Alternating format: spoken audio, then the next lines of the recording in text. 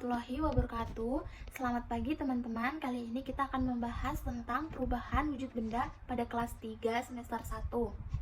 Kali ini saya akan memperkenalkan diri. Baik, langsung aja. Perkenalkan, nama saya Rani Dwi Permatasari dari kelas 16A. Langsung aja. Perubahan wujud benda. Benda juga memiliki wujud, yaitu benda padat, cair, dan gas. Wujud benda ini bisa berubah melalui proses perubahan wujud benda. Nah, di sini biasanya disebut padat ke cair, biasanya mencair atau membeku. Nah, proses dari gas ke cair biasanya disebut mengembun atau menguap. Proses dari padat ke gas biasanya disebut mengkristal atau menyublim. Langsung aja materi yang pertama tentang mencair. Mencair merupakan perubahan wujud benda dari padat ke cair. Benda padat memerlukan kalor untuk mencair. Contoh yang pertama yaitu es batu. Es batu yang kita ambil dari freezer, baru kita taruh di wadah akan mencair. Contoh yang kedua yaitu tentang coklat batangan ya. Coklat batangan yang kita akan lelehkan itu biasanya mencair. Nah, contoh yang ketiga, lilin.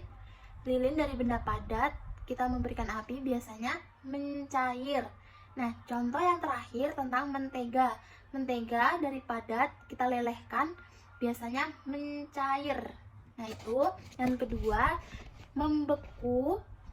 Membeku merupakan perubahan wujud benda dari cair ke padat.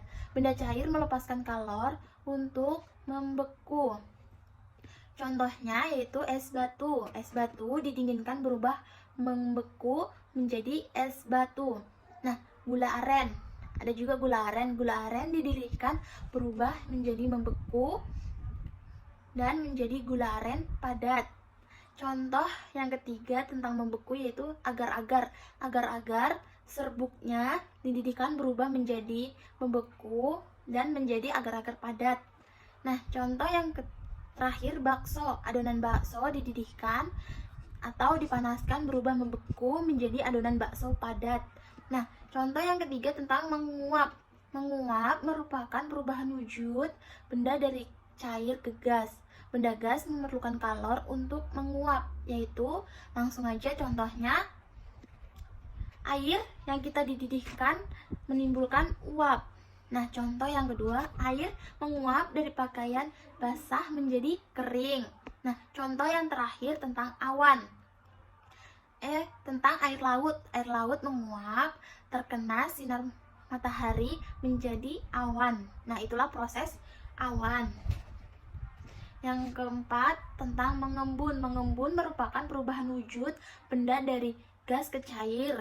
Benda gas melepaskan kalor untuk mengembun. Contoh mengembun yaitu teman-teman bisa dilihat dari embun di pagi hari atau air es yang kita taruh di gelas akan menguap.